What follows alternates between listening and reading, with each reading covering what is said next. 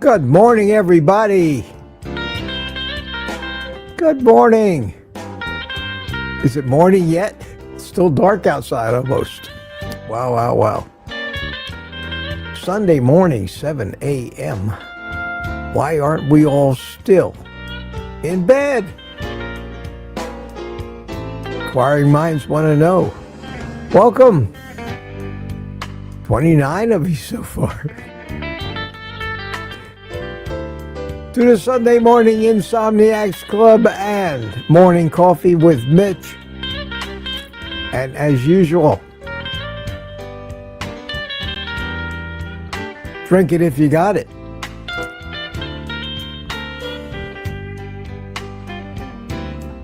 And listen to the music while people sleepily wander in from the kitchen with a coffee cup in hand.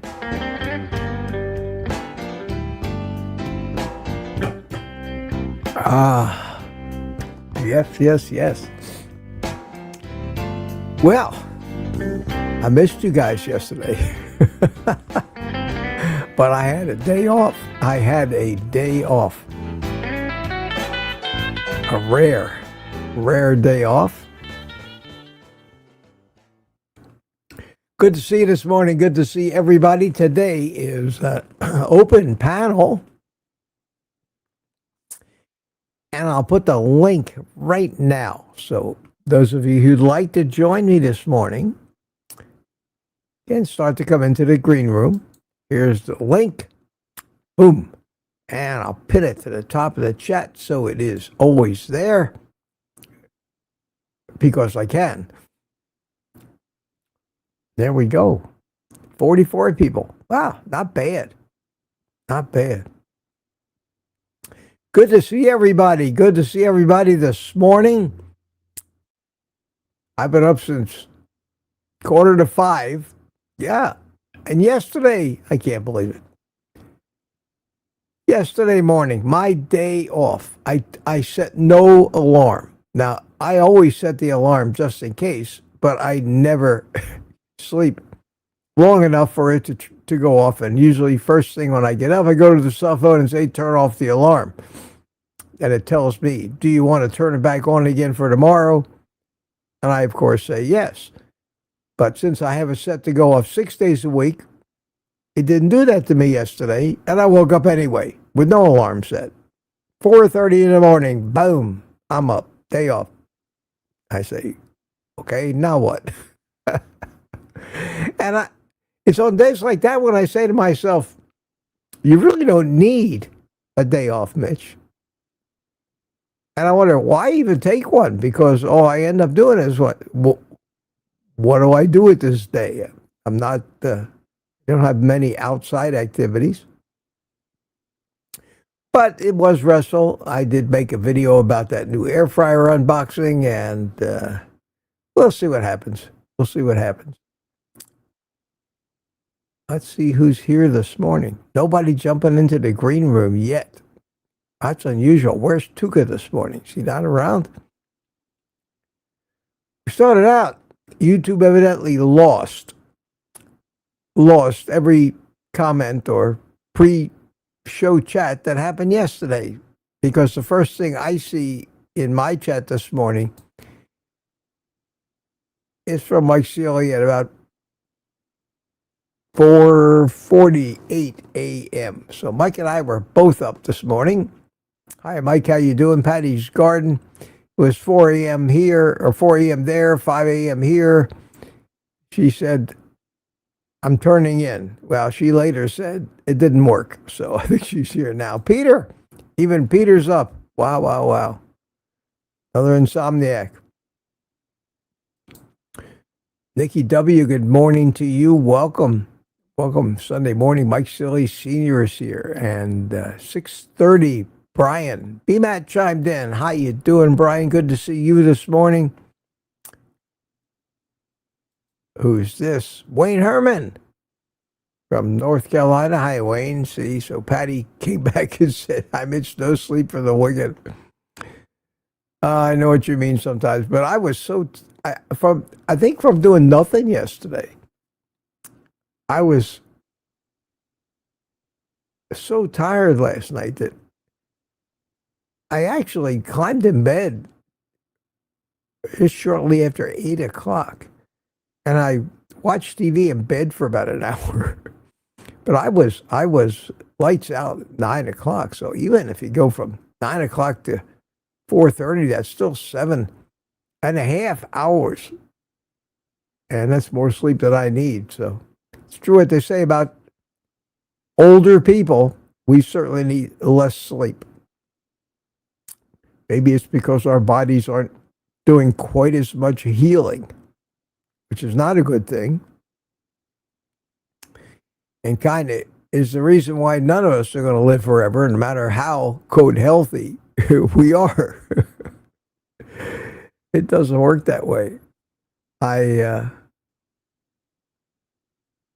had about an hour and a half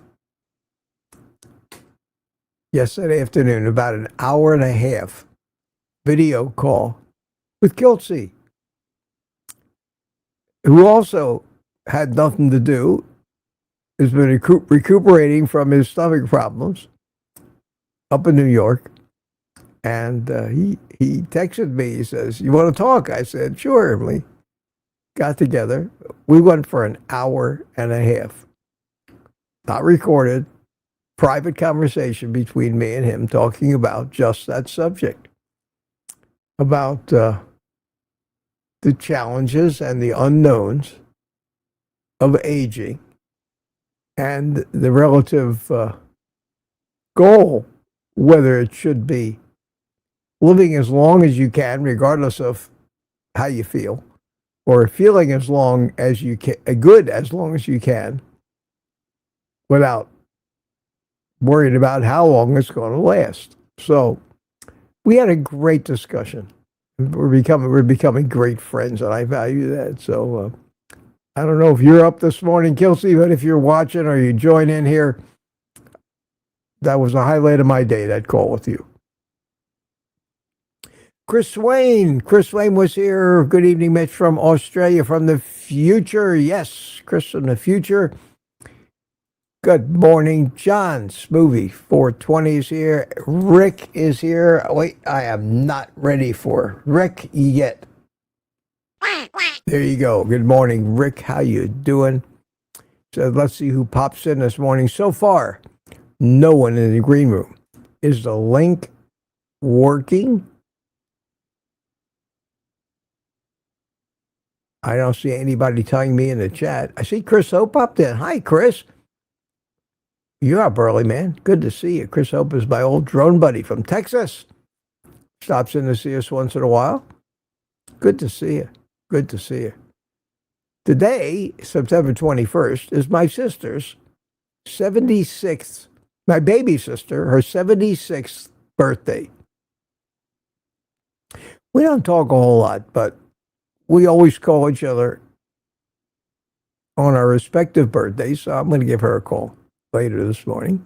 Wish her a happy birthday. She lives in Pittsburgh. Steve Rogers, Captain America. Good morning from Kansas City. How are you? And Roxanne Friend chimed in. And 6:59, Anthony says, here. And we start the countdown for 7. Donna Ray, Main Runner, how are you? Good morning to you. And Rick says good morning again. And 6:59, Chris Wayne, everybody's stabbing for that 7 o'clock button. Roxanne again. And Not the usual suspects this morning. Loretta Nadow is our winner at 7 o'clock. Good morning, darlings. That's us. Have a fabulous day, she says. Followed by Roxanne Don Shanger. MK, how you doing, MK? I haven't seen you in a while.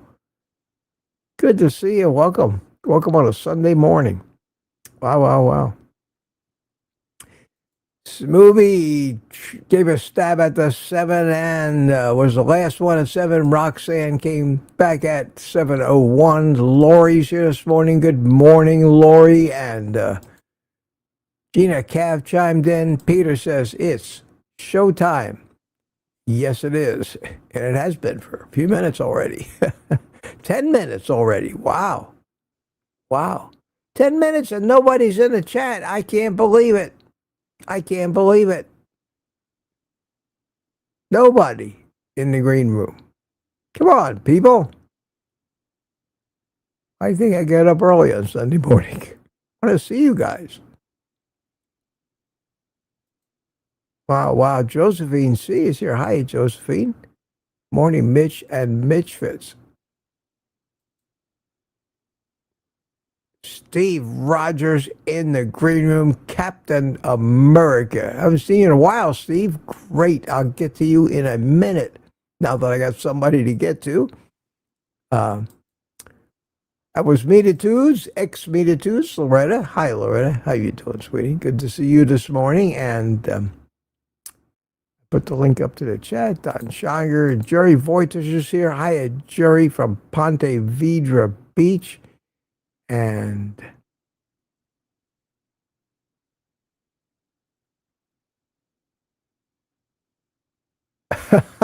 Peter's telling the crowd the rules. You can chat. He says, chat with each other, but try not to ignore Mitch. He hurts his feelings.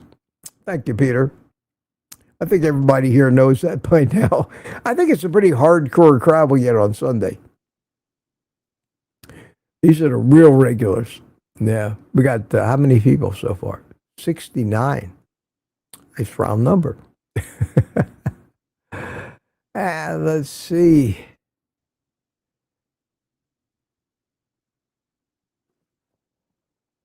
Who is this?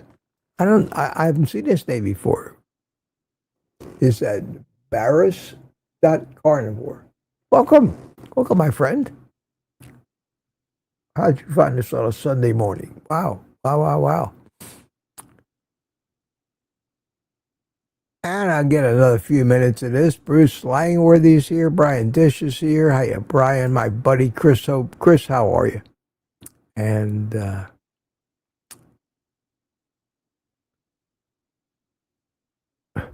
Rick says, I never have a day with nothing to do. I can imagine that, Rick. I can imagine that. You have any questions for me, even though this is a chat day, put them in the chat. We'll see if we can get to them. On these days when I have a panel, a lot of times the chat gets ignored, but I'm sure Peter's going to keep track of it. And the best thing Peter could do today would be to come into the chat, but not really participate in the chat, but be there to call out anything that I need to pay attention to, like we used to do with Ellen up in the penthouse. But maybe Peter's sitting around in a not publicly presentable state of dress or undress and doesn't want to be on camera this morning, which I can understand on Sunday morning, believe me. Brendan McIntyre, how you doing? And Gordon Barlow is here, and Carnivorous is here. How you doing, my friend? Good to see you. Oh, wow, Boris from Istanbul. Wow, from Turkey.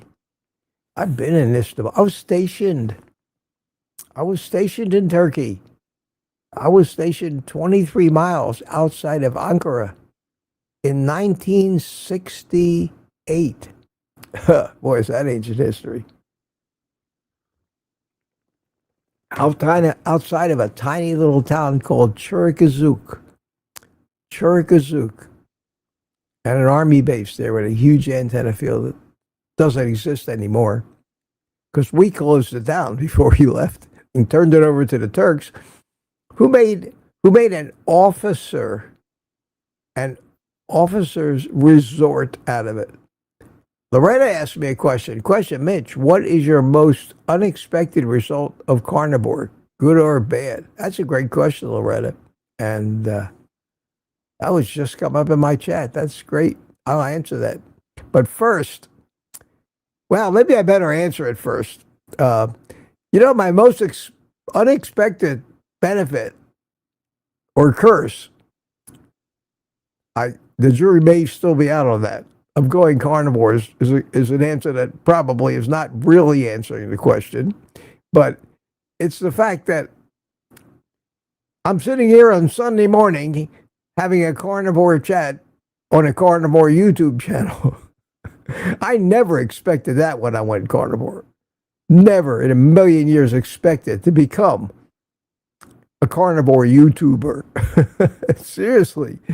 But as far as the carnivore goes, it was pleasantly unexpected, but not really unexpected because I've heard evidence. It's all the same things that got better. All the aches and pains, the weight loss, everything that I expected to happen actually happened. Didn't expect a stroke, but I'm still not convinced that carnivore had anything to do with that. So I hope that answers your question. Jeff Johnson is here. Hi, Jeff.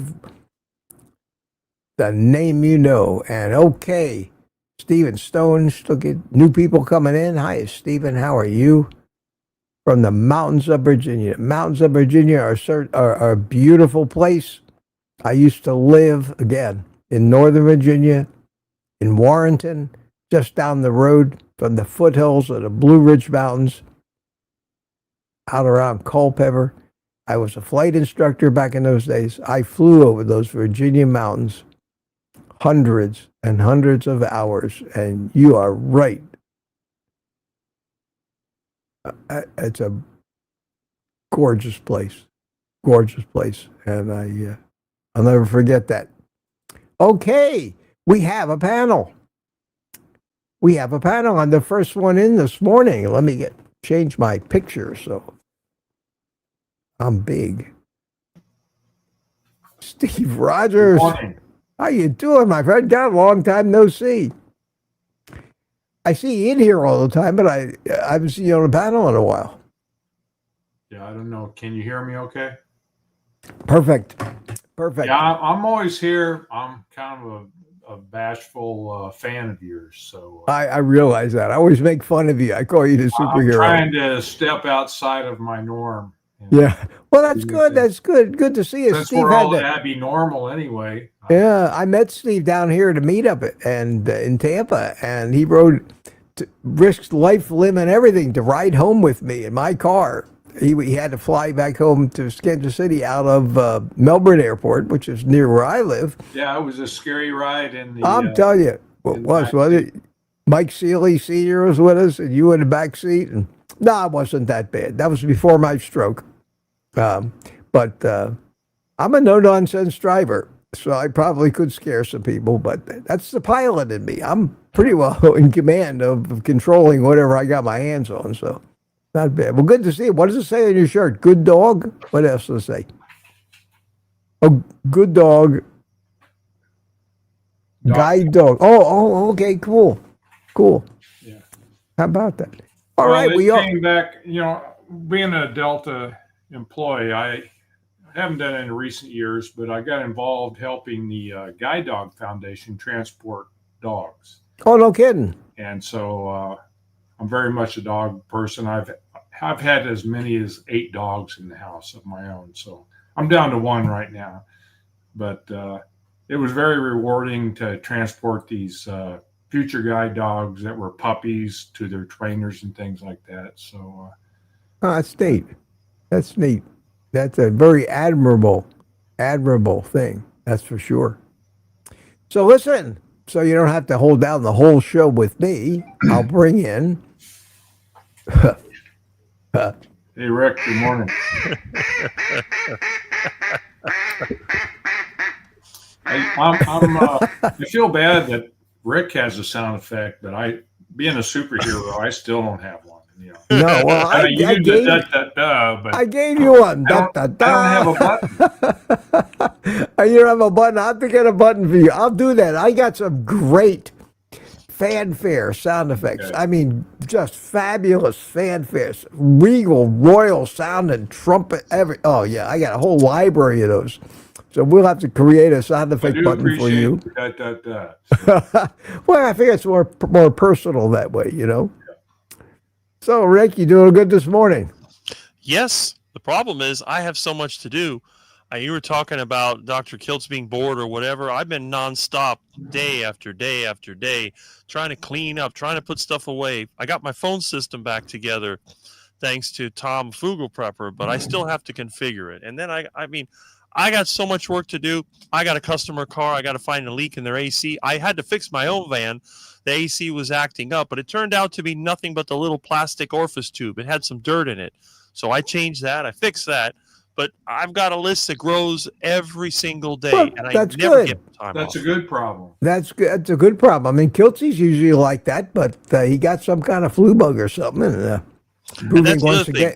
Several people I know are sick, so I'm thinking, am I going to be next? But so far, I've escaped it. Yeah, I don't come in contact with too many people, so I stay away from most of the contagious stuff. But wow. Well, look at this picture on the screen. You got Big Mitch on one side. You got mid-sized Steve in the center, and little Rick over there on the right. I'm trying to follow your style, Mitch. I'm the goatee. younger version of Mitch. Well, you're starting to gray out nicely, though. Yeah. Yeah, but the bald head, yeah. I know. I just do this for my sport. I'm a cyclist. You know, I'm not really bald. Cyclist. I am actually, but yeah, me too. Yeah, I'm not really bald. I just paint my head. You know, I wear one of those rubber things on my head because. Don't mention cyclist. Let's see who else we got here. We got the gangs all here. Thomas. Hey, Thomas. Hey, How you doing? I'm doing okay. A little tired, but I'm doing good. Yeah. Did you have a birthday? Yeah, yesterday. Mhm. That's what I thought. Happy birthday, man. Thank you. Happy birthday. Thank you. How old? 53? Is that what I Yeah. saw? 53.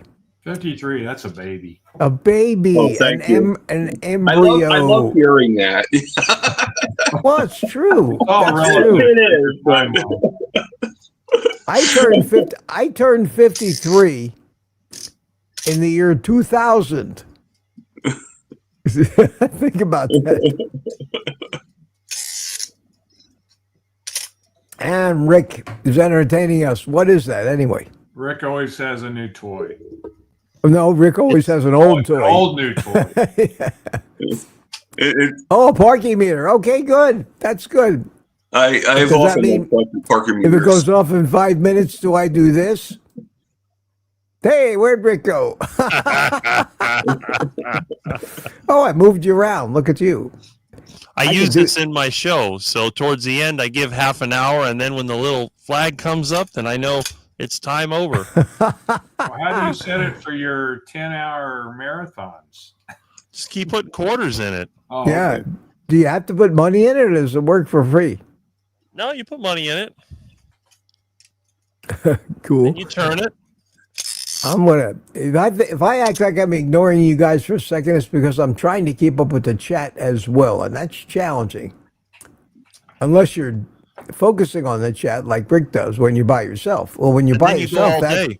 yeah, you can go all day. But when you're trying to entertain 3 other people, it does when you're by yourself. Well, when you somebody's audio is feedback. When you're trying to entertain 3 other people, I hear myself. Sorry, that was me. I fixed Okay. it. I'm a newbie. I'm gonna. No, I'm gonna that's be the all right. Problem child. That's right. This is what happens when you play audio from the stream itself. It's going I to be was 5 trying to seconds pull up behind. the pad on another For more. screen, and I Yeah, realized. no, that's okay. That's okay. We put up with you guys. We've all done it. We're not going to throw you out. That's for sure. Jerry Voitos says, "Happy birthday, Thomas." I That have his socks socks. are older than me. Yeah, he has socks older than you. Those are horrible socks. I always show that's my whenever I meet a young person, I always show I have underwear older than you or shoes. And sadly, I think that's true actually in so many cases. And Lori is scolding Peter. I love it. Lori says, let me get this up. Right, Peter? Papa, don't be inappropriate in Mitch's chat. Peter likes it. Thanks, Lori. Somebody. Oh, and then Peter says, you started it, Lori. Play nice. My grandmother used to say, play nice, kiddies, don't fight. Me and my sister. Yeah, whose birthday it is today? My sister, Thomas, is 76 years old today. Oh my God. My baby sister, 2.5 years younger than me. That's how I know I'm 78 and a half now. Whenever her birthday comes up, that's my half birthday. Pretty close. I was born in May, so in October rather, I hit the halfway point. So I'm still can claim happily to be 78, but pretty soon I'm going to be going on 79. Yeah, scary. It's scary. It is. So what else is new with any of you? I don't talk at once. Well, I'm trying to think.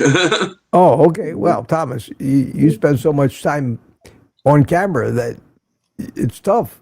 It's tough to keep coming up with new things to talk about. Yeah. And Rick, nothing's ever new with Rick. There's always something to talk about. Well, there's the old song. What is it? Everything old is new again. So I think Rick invented that. I'll just start with this week's 17 months carnivore with me.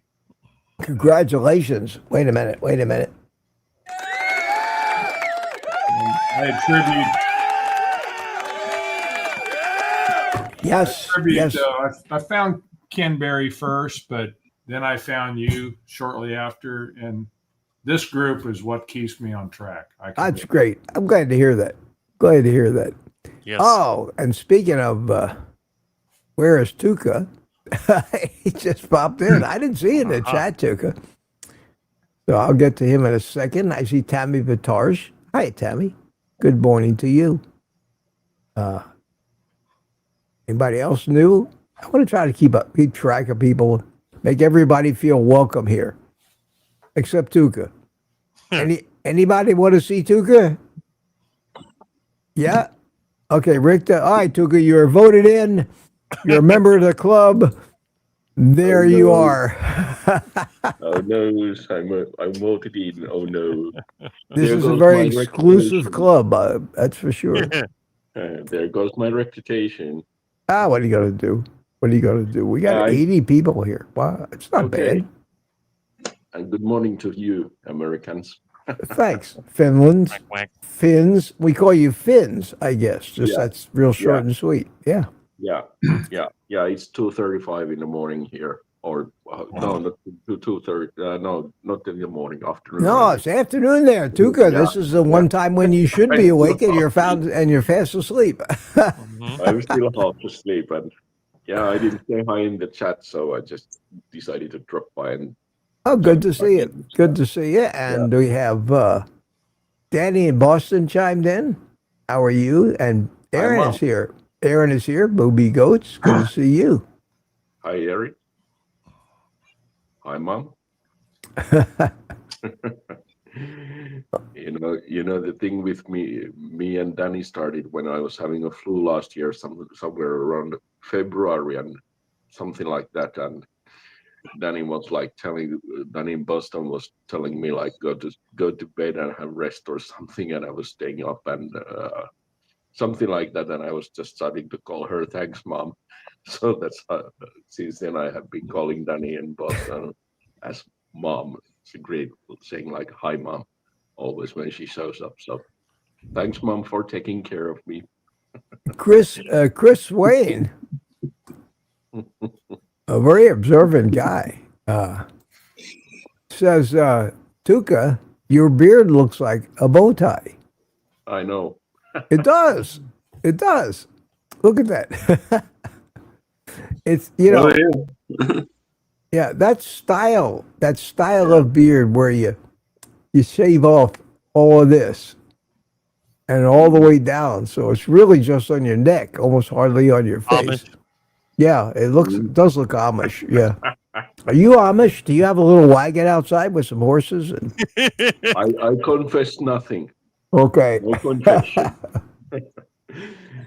And yeah, I plan to go to have a cut for the hair and for the beard for a while, but I'm still in the process.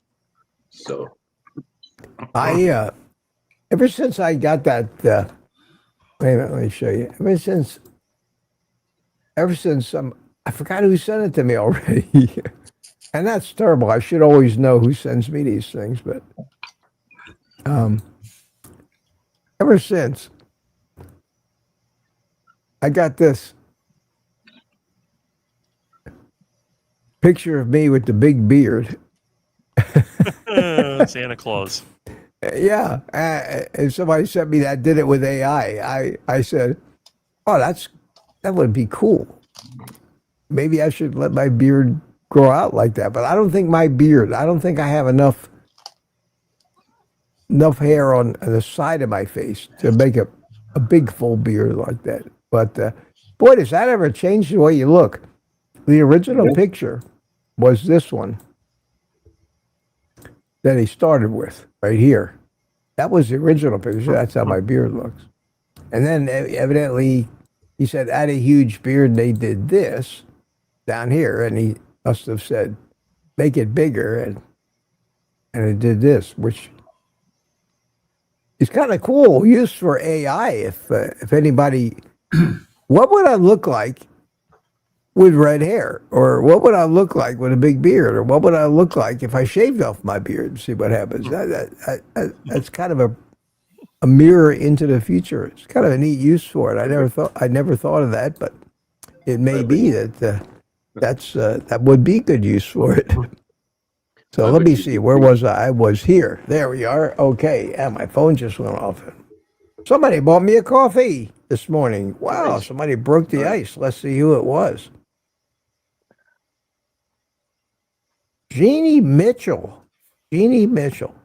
Thank you so much, Jeannie. She says, I don't get to listen live very often, so I'm happy to be here with you all this morning. Thank you for your inspiration and information, Mitch. Thank you so much, Jeannie. And I did get a coffee from last night. Jeannie bought me 3 coffees. I got 5 coffees from Clean Eating Lifestyle on Facebook. I was looking for some carnivore ice cream and noticed you had some difficulty, which means that they didn't know I had a stroke. I watched some of your earlier videos and knew something went wrong. Hoping your body repairs quickly, sending healing thoughts. And of course, coffee. Karen. Thank you so much, Karen. I haven't written Karen a thank you yet, but I will. Right after the stream this morning is when sometime during the day I try to go through anybody that bought me a coffee and make sure I personally send it to them. Rick loves cats. They taste just like chicken. Now, Rick. Now we know Milton's out there. Is Milton in danger, or are you just being funny?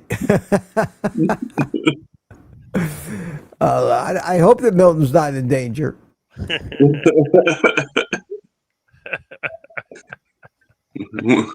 Milton's probably staying out of the room so he doesn't get eaten up.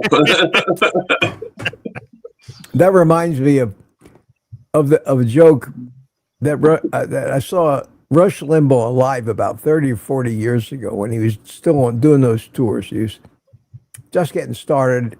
He was radio, but he appeared in Orlando at the arena and filled the place up too. And he told this joke. I may have told it to you, but I doubt anybody remembers it. And it tastes like chicken. Reminds me of it. And I'll try to make it real fast because you can really stretch it out. It's a story about a guy who's on trial in California for having killed and eaten a California condor, an endangered species, and they arrested him, And in the trial, he was able to put on his defense, and it got to him. The prosecutor made him out to be a monster, eating an endangered species like that, and he told his story. And his story basically was, I got lost in the woods. I was out there for 4 days. I was starving to death. To save my own life, I had to eat this California condor. There was nothing else I could eat, and it saved my life, so I hope the court forgives me. Well, the judge was a little compassionate, and they let him off. On the way out of the courtroom, a reporter said to him, "Excuse me, sir, but we're all a little curious here. What exactly does California condor taste like?" And he said, "Well, I don't know. It's kind of a cross between an American eagle and a peregrine falcon."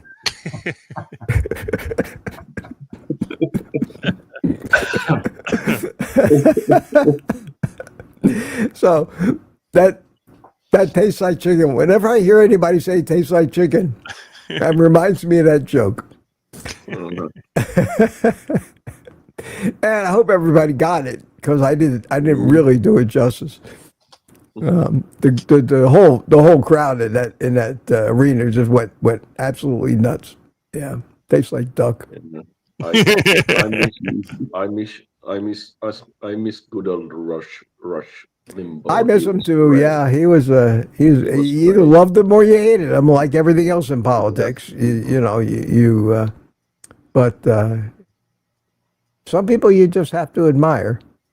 Yeah. But divisive. Oh wow. There are certain people that just so extremely, like me. I think I can be divisive too. In fact, most people who stick to their opinions and won't change just because it's something somebody else wants to hear will alienate just so many people, and you can't do anything about it. You can't be everything to everybody. And those people that try, I don't think they're very entertaining to watch anyway. So,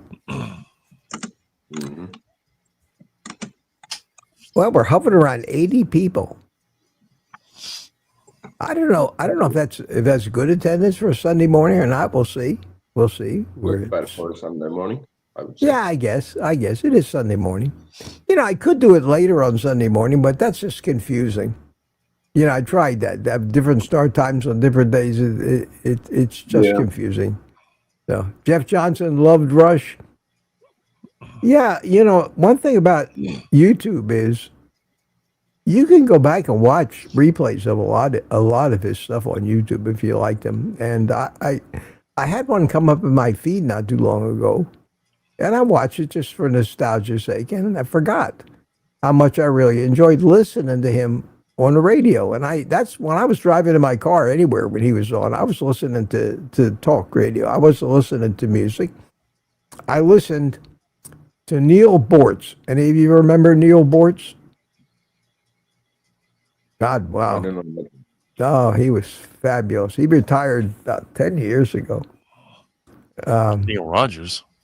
Neil Bortz was the force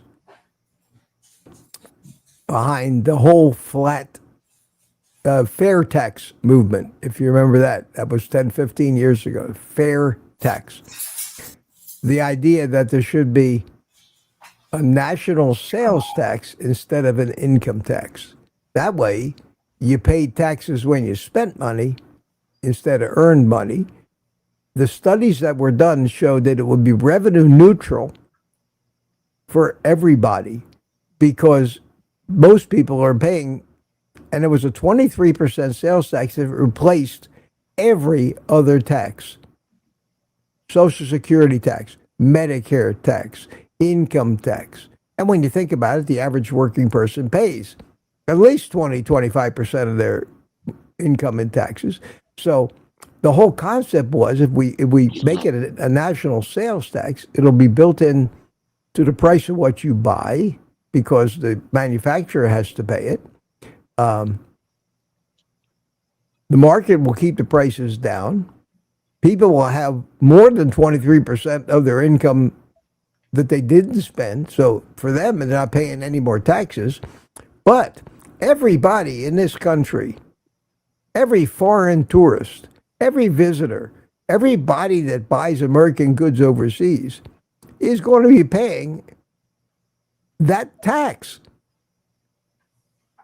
So in the long run, the numbers showed that it would be a tremendous boon to the American people to have what they call a fair tax, because it became a consumption-based tax. It rewards people that don't spend all their money. It encourages savings, because you're saving 23% just by not buying something.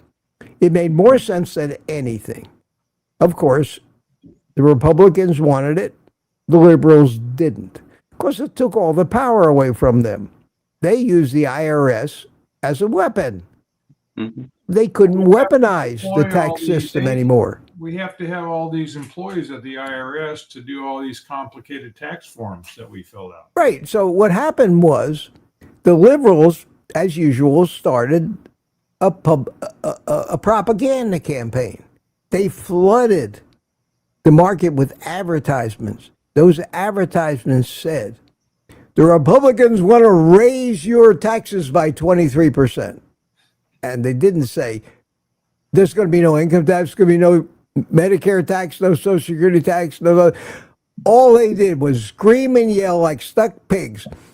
They want to raise your taxes. We want to, and politically it was a non-starter because of the propaganda, and that's why I just can't stand those tactics, not only in medicine but in the diet, information, everything else. They are crooked, misleading, self-serving, corrupt tactics and schemes. And Bortz, after years of putting effort into this and talking about it and writing a book called The Fair Tax and getting it to the point where the legislation, it was the best idea anybody could ever have had to make the tax system in this country something that's livable for the citizens and not turning each one of us into an accountant, which we have to be. It failed. It failed because I think the Democrats were in power at the time, and there was no way you could get past that. This is going to raise your sales. This is going to raise your taxes by 23%. And the average ignorant American fell for that argument hook, line, and sinker. Couldn't seem to understand or didn't want to find out the realities of it. And Neil Bortz was a great radio host. He was a pilot. He lived in Naples, Florida. He at the time he was on, he and I both had exactly the same airplane. I emailed with him a few times. We had a Mooney at the time, and we emailed back and forth about the Mooney airplane. I was a big fan of his, and he just finally had enough and said, I don't need to work. He was a lawyer by education. And he said, I'm retiring. I'm taking my jet skis and going home. And basically, nobody ever heard from Neil Bortz again. His name has never come up. I don't know if he's still alive or dead. When he said he was dropping out, oh, yes, sir, the cup. He was dropping out. So if you ever hear about Neil Bortz, he almost changed the entire tax code in America, but didn't fail because of the crooked tactics of the left. Now, not that the right doesn't have crooked tactics too, but I don't think they're as bad. I don't like any of them, really. You got to pick sides, I guess.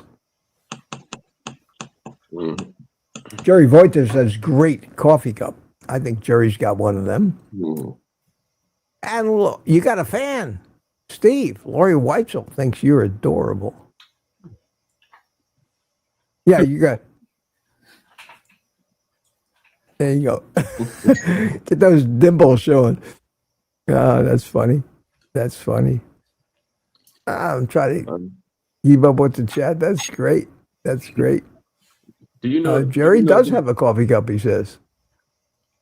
I don't have one of those coffee cups yet, but do you know the NHL player Brent Burns, who plays now for Carolina Hurricanes? with No. number 8, I think. Oh, No, I don't know you anything about any sports stars. Period. you should check him out, because there are so funny funny comparisons of him and what's the character in the Star Wars movies? Chewie. Chewbacca. What's the name of the bearded, the hairy creature Chewbacca. in the old? Is it called Chewie? Where Chewbacca. the what's the name of the character in the? Damn it! Help me out. Let me. It's the name of the character in the Star Wars movie. I mean, the original one. Chewbacca, you talking about Chewie? That's what I said 4 times. Yeah, Thomas has been saying Chewbacca, Chewbacca, Chewie. Yeah. Chewbacca. Yeah, thank you. And Lori's got a question. Says Mitch. Lori says, Mitch, I didn't get the taste like Falcon joke. Would you mind explaining it? Well, okay. Jokes stop becoming funny when you got to explain it. But Lori, the deal was he was on trial for having killed and eaten an endangered species. And the falcon and the American eagle are both endangered species. And when the reporter asked him what it tasted like, he pretty well admitted that this wasn't the first time he ate an endangered species, because he compared the taste to that of a falcon and an American eagle, a cross between. That's like a cross between. So the irony of it was they let him off the criminal charge, and in his answer to the reporter, he basically admitted that he really does eat endangered species. So that's what that means. Okay, I saw it. We got Peter's on it. We had a troll. We might not have been a troll. He might just have been a comedian. But I think he was a troll, and Peter deleted the message. On the job, Peter. Way to go. I don't get too many trolls in here. It's really, why would they want to come in here? I mean, especially with the hall monitor that I have. They avoid mine. Yeah, why? What's wrong with people? They feel like they're just miserable, despicable people out to cause trouble. We got too many of them in the world. Yeah. Mitch, there is a way of saying here in Finland, which comes from originally, I think, from the 15 or 1600s, and when you ask someone something about it, it's a very old way of saying, but I think the rough translation of the saying is like, "I don't know," said the gypsy when he was asked about Jesus. So I don't know if he got it. Like he was like, "I don't know him," when he was asked about Jesus. So. I understand. Laurie says, I got it now, Mitch. Sorry to ruin it. You didn't ruin the joke. No. No, not you two. I'm talking to Laurie. Laurie said, I got it now, Mitch. Sorry to ruin the joke. I'm glad you understand it. It's a funny joke. Kind of a little irony in there. Laurie says, they told me, this is funny. They told me cow tongue would taste like chicken and didn't tell me it was tongue. They lied, and then they laughed at me. Who are they? Is that like the delicatessen wanting to taste that? A lot of people eat tongue. Tongue is, the Jewish people, tongue is very common deli food. I mean, nobody thinks twice about ordering a tongue sandwich. And I'm sure it tastes like beef. Nobody thinks twice about ordering a tongue. Come on, Steve, stop doing that. I'm a newbie. Come on. Push mute. I mean, I like to hear myself talk. My mirroring so you can read my shirt. Yeah, I like to hear myself talk though, so it's not all bad. I'm a slow learner. No, you're not. You're fine. I need to buy one of those coffee mugs you got. and one of those shirts. I'm still in the process. You can, or you don't have to. We don't. Well, I don't make any money on those things and I don't sell enough of them to even make me mention them anymore. You don't hear me pushing merch. I did it because people asked me to, and the coffee cups are kind of fun for, But if you're not part of the regular crowd here, and you send me a picture with you and your coffee cup, I don't. I can't say you can't live another day. Well, Rick, you're the last guy I would expect to be buying my merchandise. Unless I could make a T-shirt that said, I put a dunk on it and say, Rick stops by occasionally. Maybe you'd buy that shirt, but probably not. Probably Maybe not. someday Rick will find one at the dump on one. Sounds like an idea. Sounds like an idea. Yeah. Listen, guys, I need to start to wake up for this day. I had a long sleep. Finally. Oh, that's good. Well, you don't go to bed until 5 a.m, so yeah. No, I went. All right, too good. Yesterday, I went to Jyväskylä to see a hockey game, and we left around 2:00 in the afternoon, and we came back around close to midnight. So I had a really long day, and I can still feel it in the body. So go to bed. Start Take the rest of the day off. I'm always good for that. You want the day off? Come see me. I'll give it to you. Gary Mahoney says in the Police Academy movie, like, sleeping is for fags, when Hightower wakes him up at 3 a.m. I don't get that reference. Anyhow,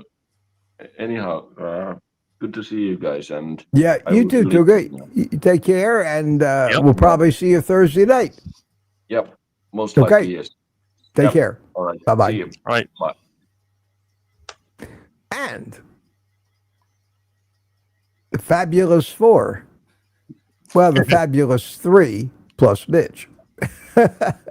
Because that would be conceited for me to compliment myself.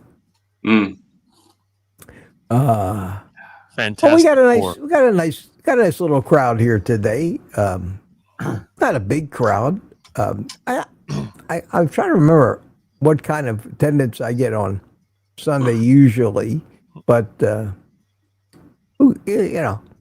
listen, if I got 80 people, that's great. I'm happy.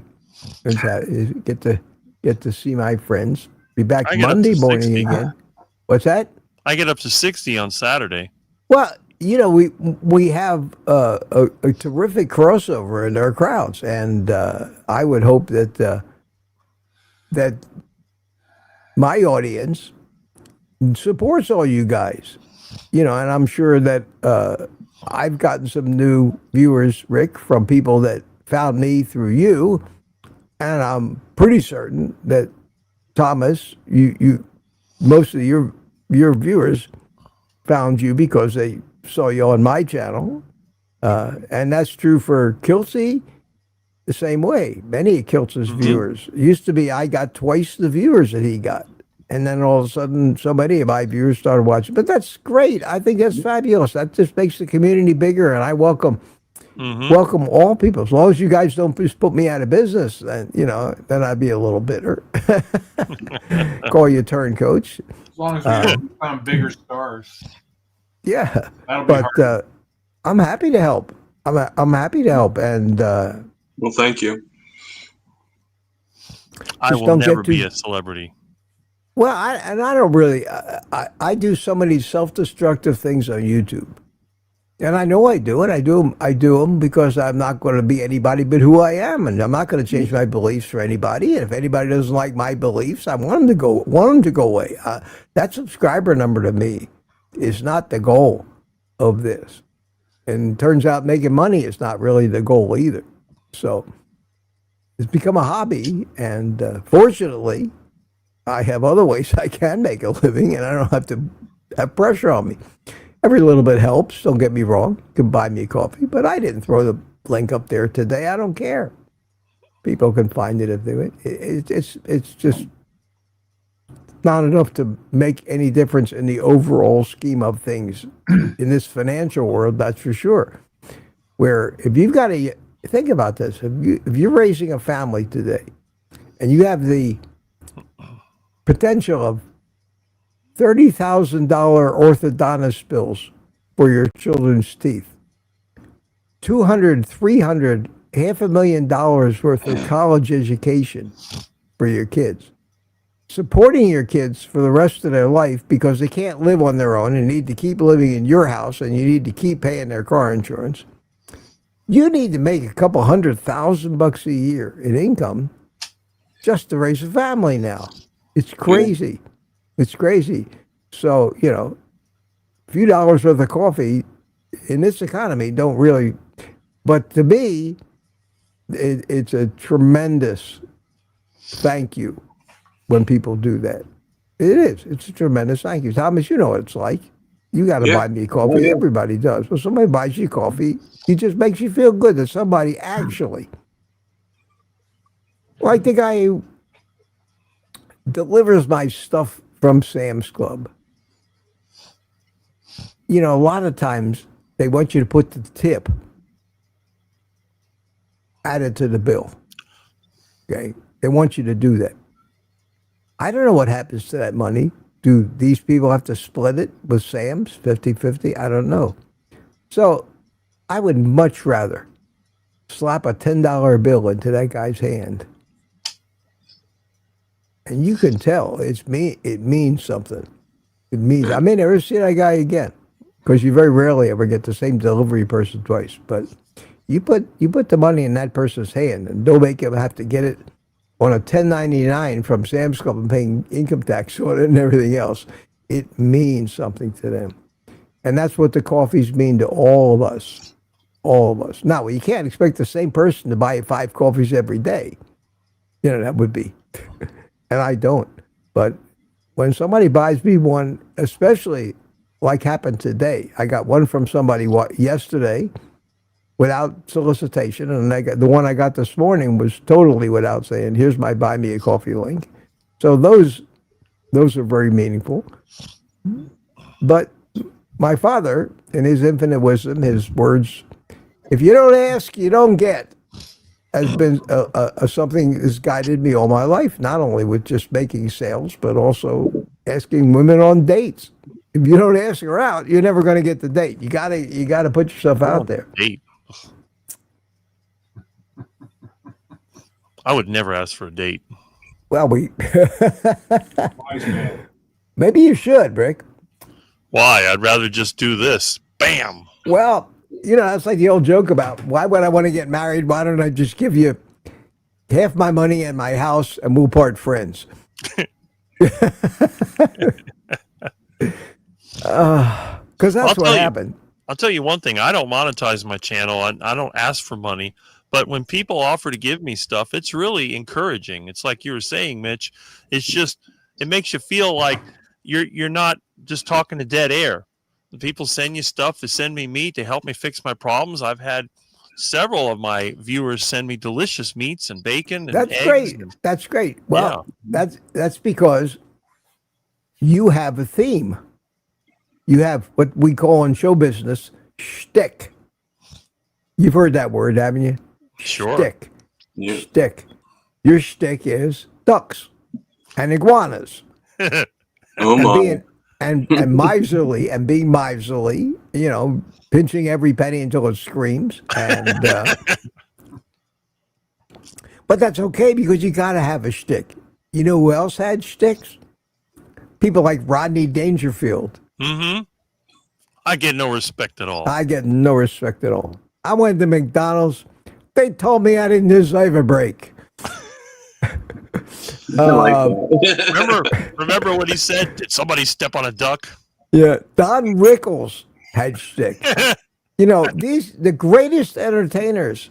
George Burns had a shtick. You know, they all. Big cigar. And I have a shtick too. And I try to be entertaining. I still marvel at the fact that in the entire carnivore YouTube sphere, or keto, or low carb, or any influencer in this space, I'm the only guy, the only one that's got this. Music. Not the only one. Well, you play music? Yes, I do. Okay, well, good for you. But think about that. Where else? What other form of entertainment? Do you ever watch a movie or TV or anything that comes without music? No. What is it? And all the drone guys, when they have the drones flying, doing fabulous, they got music in the background appropriate to it, sets the mood. Music is used everywhere. And I've got mood music. I've got happy music. I've got blues to start the show. People begin to associate the music. So when people hear this,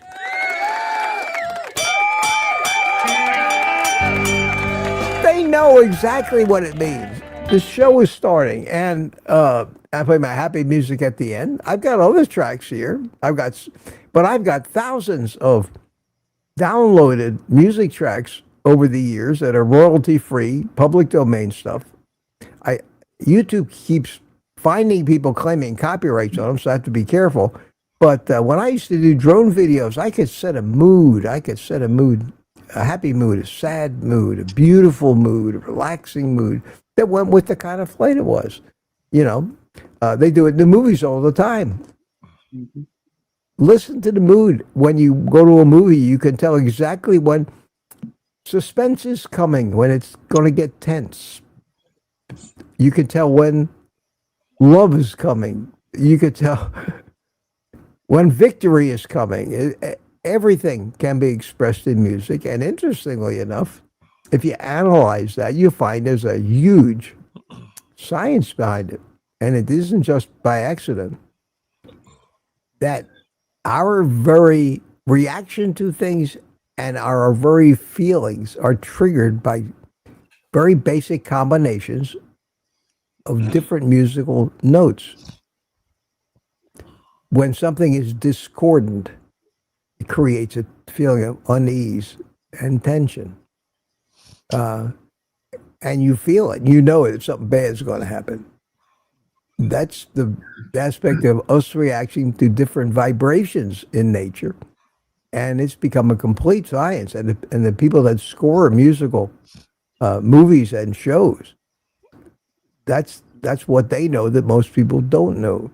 So you can create triumph, you can create sadness, you can create tragedy, you could all that just by a combination of 2 or 3 different notes and the way they react with each other.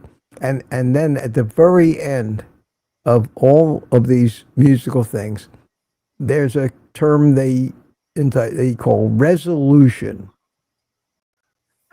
Resolution. And if you've seen the THX trailer with the musical note at the very end, it just comes together and it sounds right, and that's resolution. After all the discordance and all the stuff, that last note, that's a major chord. That's what it is, a major chord with it comes together, and you just say, "Ha, I get it."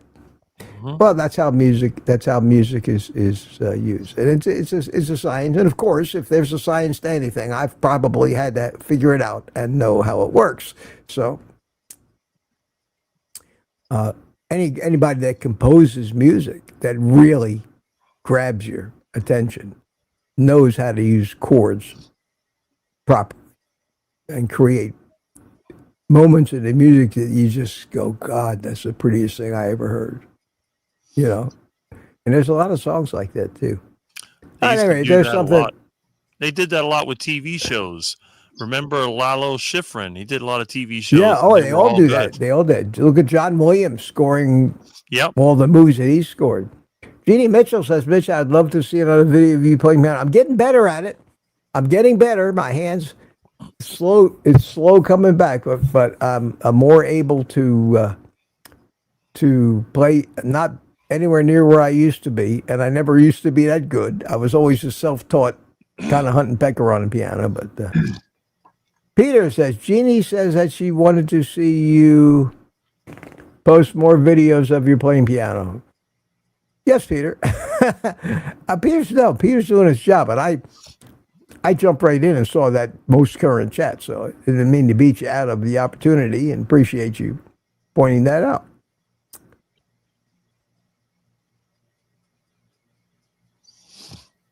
I don't know what that means, Roxanne, friend, her latest comment. But yeah, Jeannie, I'll do that. I don't want to overdo it. I don't think people go, you want to see a pianist, go see Steak and Butter Gal. Go see Bella. Oh, yeah. She is a pianist. She's a classically trained, very talented musician. Me, I'm a guitarist, basically, although I haven't touched the guitar. I haven't touched the guitar in 30 years. Wow. But I used to, that's what I was. When I was in high school, I had a band, and we played weddings and things like that. And then when I went into the Army, I had a jazz quartet, and we got hooked up with the USO. So while I was stationed in Europe, we traveled all over Europe playing in all these different NCO clubs, playing jazz, and I was a guitarist. But my sister was a pianist. My sister got piano lessons. I got guitar lessons as a kid, and I always liked the piano better.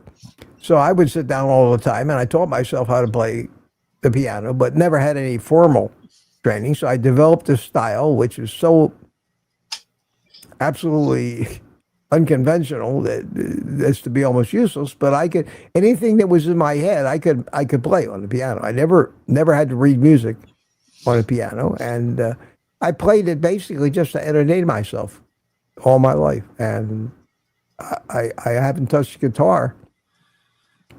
I thought if I could still play the guitar, I know I would trash my fingers because, all the calluses you build up on your fingers are gone. I used to play the Latin percussion too.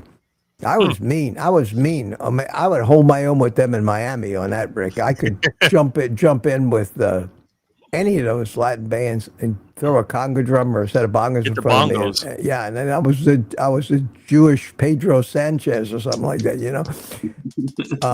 But you develop calluses all over these areas of your hand where you keep smacking that rim to make certain different sounds come out. I don't have any of them anymore. My hands would probably swell up like a cartoon character's if I tried to bang on the drums like I used to. So I haven't done that. In a while either. But I used to go sit in with bands in Florida here where I lived. There'd be bands, and I'd come in, and they'd call me up. Hey, Mitch, come on up. So I loved it. One thing about being a percussionist is you don't need music. You don't need to know what they're playing. You just need to be the rhythm. But here I was, a Jewish kid from Philadelphia with, for some reason, a sense of Latin rhythm, which is why I love this. I gravitate towards this kind of music. Yeah, I just love it, man. There's not a muscle in my body isn't moving when I'm listening to this stuff. Isn't that great? I love it. The syncopated bass line in there. And this, I must have had an ancestor that came from the Sephardic Jewish tribe. Have you ever heard the music I use for my intro? I don't think I've ever been around for your intro. I usually stop by a little bit later. I was there Saturday for a little while. I didn't come into the chat, but I was watching you. I figured you'd pop in. Yeah, I do. I took the day off. What time did I get? 10:30? Mm-hmm. But usually come in when the chat's really busy, and I may miss you at least for a few minutes. But that's okay. I understand that. You're talking to the king of being behind in the chat. I mean, I invented that, so don't worry. Well, compared to me, you're a big time YouTuber. That's debatable, but that's debatable. I never really wanted to be a star. I just basically, because I can't imagine being Ken Berry. You can't. First of all, you get so so much traffic that it's impossible to interact with your fans. And that's more important to me than having more fans. I'm not. I never wanted to be the guy that filled up an arena, and went on stage and had no idea about anybody that was in my audience. I like this. The size of these live streams that I have now is almost perfect, believe it or not. I can get through a show by myself without a panel or even a topic for the day or like a news show, and manage to, if anybody has a question or a comment, I manage to address it. I don't always hit them, but I feel good after, and it takes usually an hour and a half. An hour is, by the time I get started, it's half of it's gone anyway. But I like it the way it is. I've already resigned myself to the fact that I can't quit my day job. I still need to, just like you, Rick, I still need to do my computer work. And fortunately, that pays okay. Pays okay because what retirement I had back when I had tons of money, I lost all that. It got stolen away from me, and I ended up being, like so many people do in this world, old, without a fixed income other than Social Security, which is a joke, an absolute joke. So my safety net, I think, is my kids if it happens. But as long as I'm able, I'm going to work till the day I die because that's what I want to do. I don't ever want to stop working. I was forced to stop working for years after they stole my company away from me. I kept trying to start new things, but when you get to a certain age to try to rebuild what you lost becomes a real challenge. I finally gave up, and I got stuck. And it's hard for somebody that's used to living like a billionaire, like I was. But I've come to terms with all that. And actually, I have no pressure on me now. No financial pressure. I'm happier than I've ever been. I have no debt. I live in a modest little double wide. No debt here either. Yeah. In fact, I have the opposite of debt. I have a credit card right now that has a $1,500 credit on it, and they owe me money. Yeah, and because I returned that cell phone that I bought. I'd already paid for it, and they gave me the credit back, $1,700. And I don't want the money. I'll leave it there. It's with Amazon. So for the next month or 2 or 3 or whatever I buy on Amazon, it's not going to cost me anything. I pay off all my credit cards before the statement date, which is something nobody does. I don't even wait for the statement.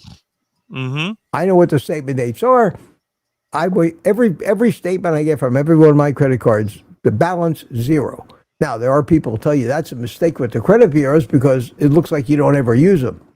Because the credit card companies don't report what you spent until the statement date. So if your statement, so I don't care. My FICO score now is like 820, and I'm not financing anything, so I'm okay. I don't need to be worrying about increasing my credit. So this from a guy that in 2012 had to file a bankruptcy when the business failed. So from 2012, 13 years later, I went from the biggest deadbeat, according to everybody else that walked the planet, to 800 and something. FICO scoring. Everybody. I get 100 offers a week. We want to loan you money. We want to loan you money. You've been approved for this. You've been approved for that. I don't want to do that anymore. So, in that respect, and I wonder. I mean, my life is good now. If I hadn't had the stroke, it would be probably better. I'd certainly be able to attend more carnivore events. I can't go to. I don't want to go to that one in Tampa, that Hack Your Health. Yeah, I think it's very expensive to get in. It's not really a carnivore event. It's a healthy eating event. So it's going to have all kinds of people. Ken Berry's going to be. They're all going to be there, and I don't see. And if you've ever been to any of these events, they're in these big convention centers, these big hotels. It's a half a mile to walk from anywhere to anywhere else. And in my shape right now, I'm certainly not up to that kind of walking. Yeah. Yeah. So. Well, everybody knows who you are. You got nothing to prove. No, not at all. Jerry Voitis asks if you're able to play a sample of your music during this live stream. Rick? Oh, me? Yeah, it's you. from YouTube. That's Oh, easy. okay. Let me see. I should have it right here. I don't know if it'll come through. Here it is. Why not? You got a mixer. Yeah.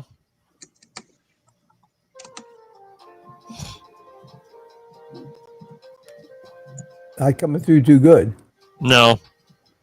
Hold on. This thing doesn't work. Oh, why is it not working?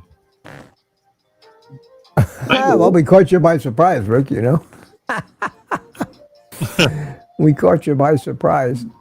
I hear it. Sounds like intermission music. Like Elevator music. yeah. Muzak. You remember Muzak? They do Yes, that I in the do movies. remember that. They do that I in the remember movies sometimes as a joke. They do it as a great joke. You get movies like Men in Black, you know, and they get into the elevator somewhere, the elevator door shows, and the music starts playing, and they're standing there listening. People paid for that. You had to subscribe to that music stuff. It was. Yep. My old job had that. You know. It's funny. I got speakers around the house, and I play that stuff all the time, especially when I'm not here. So when somebody comes to my front door, they're like, "What is that?" So that's elevator music. They used to play it everywhere. Yeah, and it was music, and it was just a subscription service. That was long before they had all the stuff they have now. This one is Seaberg 1000. That's where it came from. Yeah, well, didn't they make jukeboxes? Yes, Seaberg, they made yeah, jukeboxes. yeah. But they had a service also. The music, I think, was on the radio or some kind of, I don't remember. They used an FM signal. But, Yeah, right. And they put a receiver in your place of business and a sound system and broadcast, and it was just generic. And in fact, that's where the term elevator music came from. Mm-hmm. I mean, it's describing a nondescript, the music that would never ever stick in your mind, where you find yourself singing it all day long. That's right. Yeah, it's interesting. I gotta find that folder on my computer with all those sound effects files that I have, and get some fanfares for Steven. I've been trying to figure out what kind of sound effect to use when Mitch pops in my live stream, but I was thinking about pouring coffee or lighting a cigar. I really can't figure it out. Well, you can go to YouTube and get that Havana song, or Havana. Well, I have that already. Yeah, play that. That's an intro. That's my song. There you go. You can't I have don't one know for me. if I don't you know know. what time we would have. You want to get an old man sound effect? Get a sound effect of somebody fart walking. You know, that's an old man sound effect. Yeah, but Mitch doesn't fart walk. Oh, it happens occasionally, but I don't. The good news is a carnivore diet doesn't produce that much gas. I can't make any gas. That's the problem, unless I'm sick. But I'll tell you what. I was asked what the greatest benefit, and in thinking about it, I'd have to say my digestive health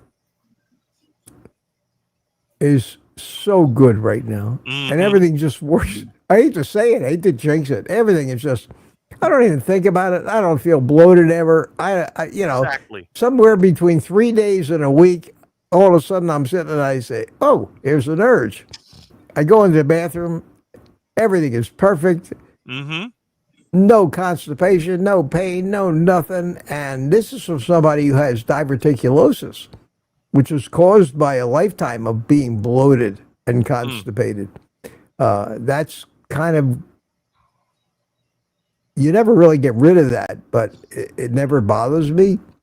I used to always be able to feel that part of my large intestine that comes up and over. That's where the diverticulosis is, and there's pressure. You feel that.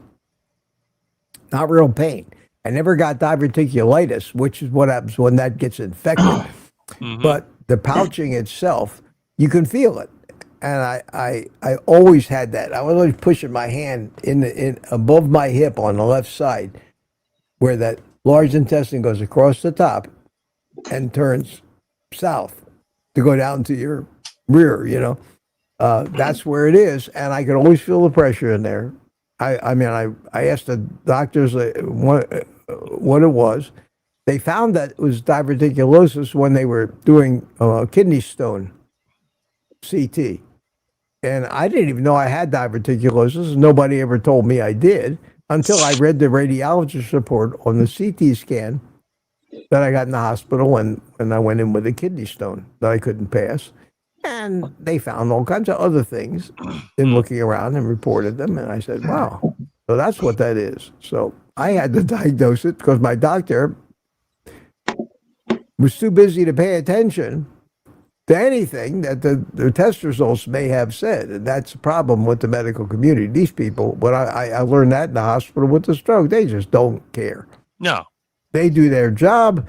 We're dealing with this. This guy could have a terminal cancer tumor in his brain that we see, but that's not why we're here. So forget about that. Let it kill him. That's we're not getting paid for that. We're only getting paid to deal with the stroke. Right. And that's the way they are. And I don't know if that's the way they have to be, but I have no respect for the medical community in general. And then you go into the hospital and you look at the health of the people that work there. Oh, horrible. And that was driven home by the rehab hospital where I was.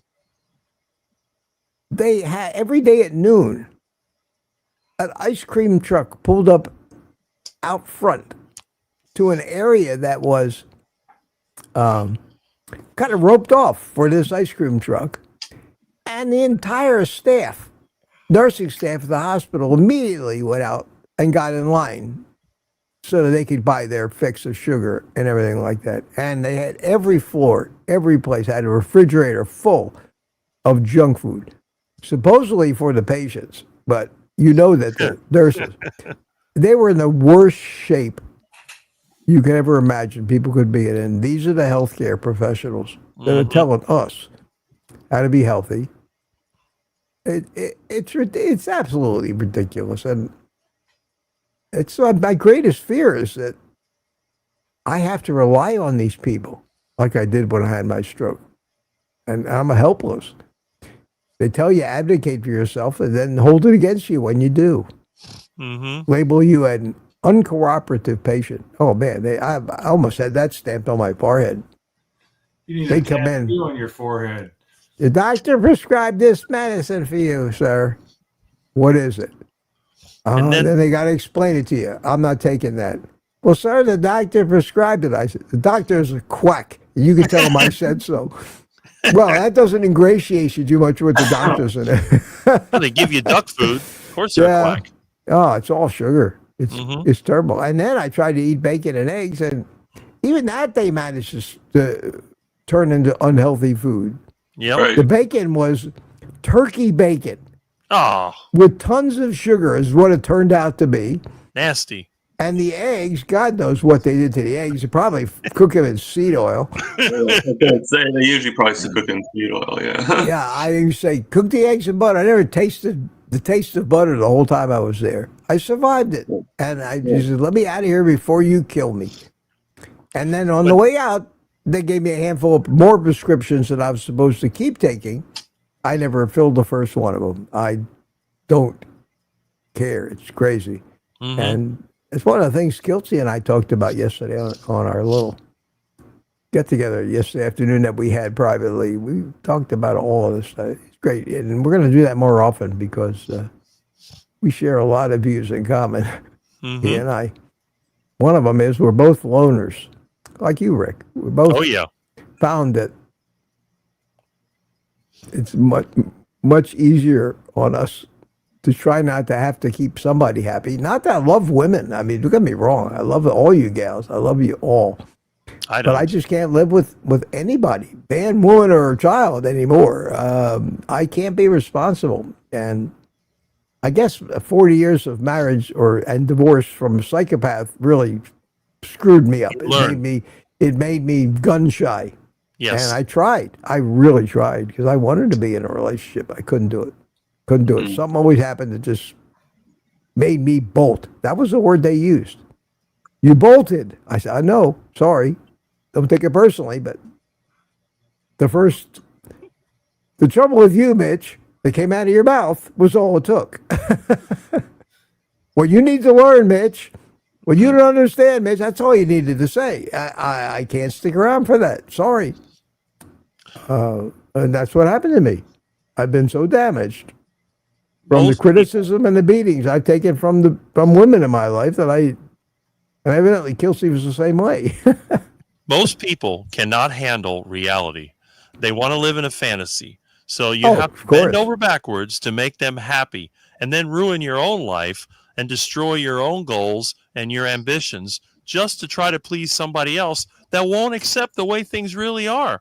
That's my complaint. It's true. I used to say to my ex, because she was mentally ill. She was a bipolar, paranoid, schizophrenic. I would say to her, all I want for everything I do for you is not to be blamed for ruining your life, but thanked for the things that I do. And she couldn't understand, couldn't grasp that everybody was against her. That was the paranoia. Everybody was in a conspiracy to hurt her. And it's terrible. And it ruined me. It just ruined me. It took, that's why I have no patience anymore for nonsense. I've had so much of it in my life. I can't stand it. I just run like hell from it. Try to chase people away. That's not a great quality to have when you're trying to be a YouTuber. But I'm sorry. I apologize to people. I try to be nice about it. I try not to insult you personally. I never do. I don't want to anger anybody and have them try to kill me. But I don't want them around. I don't hesitate to say, this is maybe not the place for you. But we got a group of people that I think understand me and know that at the bottom of it all, I do want to help. I do want to help, and I've figured some stuff out, and I want to share it. But I don't want to ruin my life doing it either. Well, listen, guys, we're pushing an hour and a half already. Wow, where does this time go? I want to thank you. DS111 is telling wife jokes. I don't know if that's so smart. Too smart. We have a lot of great women here. Great women. Yes. Probably women that would have been the right woman for me had I met them at the appropriate place and time. That's the problem. I'm not saying all women. Just like there's men They're all that taken. have ruined women's lives. It works both ways. Yeah. Wife beaters, arrogant, swaggering, asshole types. I don't see how women can put up with them either. People abused women. It isn't just a man complaining about all women or this or that. No, it's not true. I've met fabulous women, many of them in this community that I wish I had met. Already I wish taken. I had met in the right time. We probably would have been soulmates. But it was not to be. And then the damage gets done. And that's why some women who've been in abusive relationships are ruined for life. Because they always expect the abuse. It never comes, but they can't relax. They can't feel it. That's why sometimes the best marriages are the ones with the high school sweetheart. These people, Martha and I have been married for 60 years. Well, yeah, you probably are happy and you love your wife more than anything, and you've been with her. She is your life. You remember her when she was young and beautiful, and you always have that picture of her in your mind, no matter how old she gets.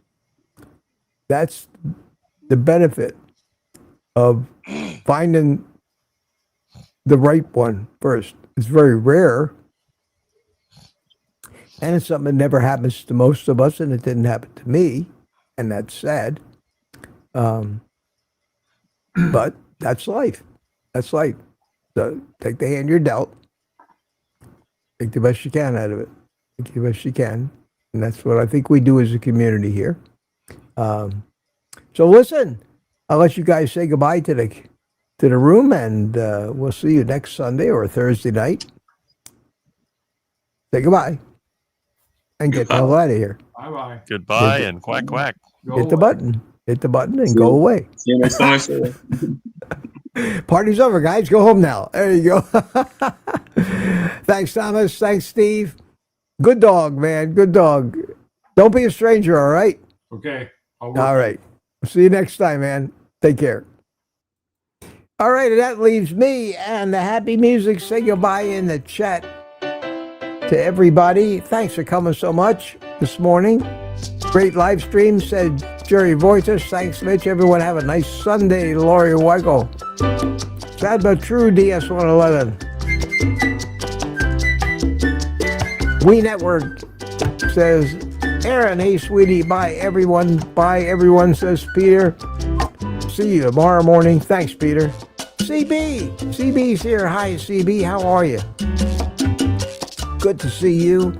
Danny in Boston says, bye all. Lori, dancing as usual. That's great. That's great. Gina Cav says, bye-bye. Rick, thanks for coming, man. Thanks for coming. Quack, quack to you. Last one of the day. Wayne Herman says goodbye. Everybody says goodbye. And pretty soon, I'll say goodbye. So, my friends, with that being said, turn the music down a little bit. Have a nice Sunday. The rest of the weekend, I'll see you tomorrow morning at 7 o'clock. But for now, comes the end of the song. It's coming. Gotta do this professionally.